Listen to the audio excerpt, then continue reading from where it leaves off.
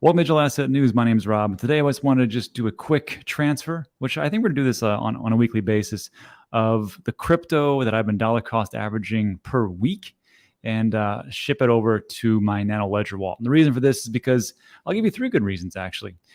Voyager, Celsius, and FTX. Those are three good reasons of why you should never leave anything on a centralized exchange. So we're going to do that today, right now. What I want to do is just show you have Cosmos. This is using Coinbase. And I'm going to ship my Cosmos over to my ledger. And every exchange is the same thing. I mean, just a little bit different. There's going to be somewhere where it's going to say send and receive, receive and send, or something like that. So here in Coinbase, this is how much I have. I have a whopping $19 for my balance.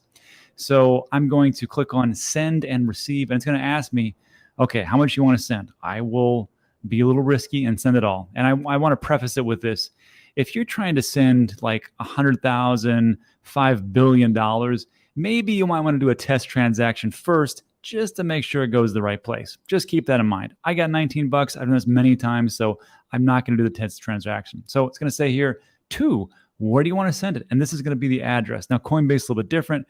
It can ask you for your mobile, email, or of course the crypto address itself. So what I'm going to do is I'm going to jump over here to my Ledger Live app. And there's a couple different ways to find your crypto address or your project address, your cryptocurrency token address.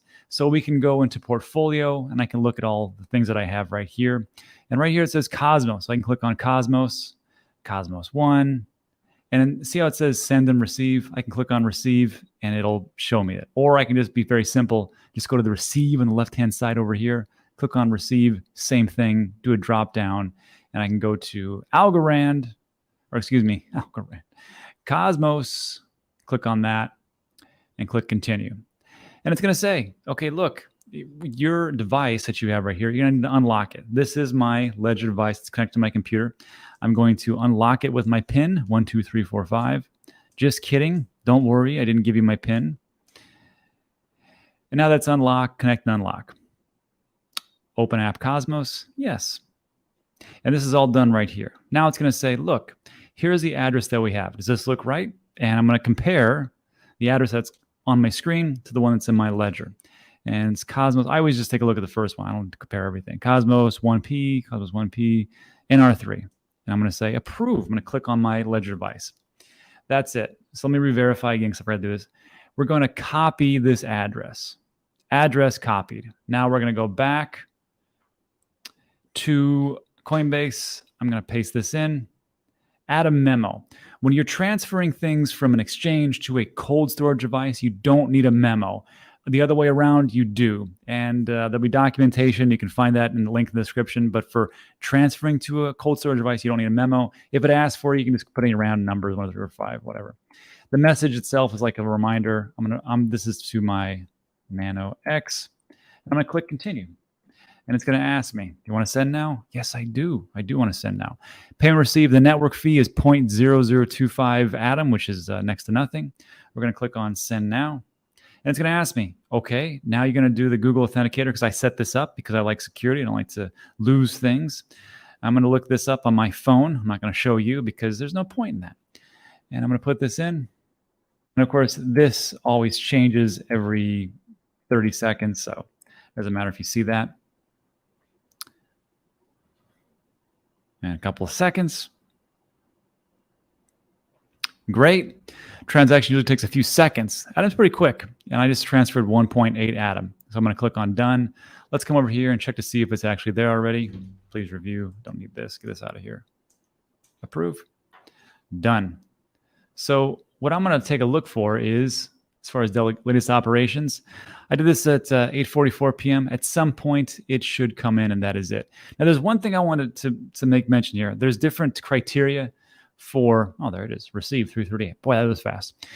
So to have this connected, sometimes there's errors with Nano Ledger. And the oddest one that I found is, well, first of all, I've gone through a lot of troubleshooting because for some reason my Ledger wouldn't connect every so often. And Ledger, I reached out to them. They said, make sure that you're using Rosetta because I use a Mac. Make sure you have all the updated firmware, which it is. Make sure you're using the preferential chords for Ledger, which this is, and it still wouldn't work. And I could not, for the life of me, figure it out until I had a chance encounter. I was using my Daedalus wallet, and I have this thing on all the time. Every so often, I shut it down. And for whatever reason, the Daedalus wallet itself, when I have this on, which I'm going to leave this on right here, and when I try to go back to my wallet to do anything, for some reason, we'll see if it can load, it usually does not work. Sorry, connection failed. We can retry, and it'll say this exact same thing. And for whatever reason, when I have my Daedalus wallet on, it will not work. Now watch this. I'm going to shut this down, and I'll try it again, retry. And look at that, voila, things just work. So for whatever reason, Daedalus wallet, if you have that installed and you have it running in the background, it will for some reason not allow you to connect to your Nano Ledger device. Don't know why that is, but you have to shut it down on top of everything else. So that is it for today. So I hope you liked today's video. If you learned a little bit something, give it a thumbs up, consider subscribing. Most of what we do is talk about the news, but today I just thought I'd just do a quick little run through, show you how easy things are that is available to you in the crypto world. So that is it for today. Like and subscribe. Thanks so much. See you on the next one.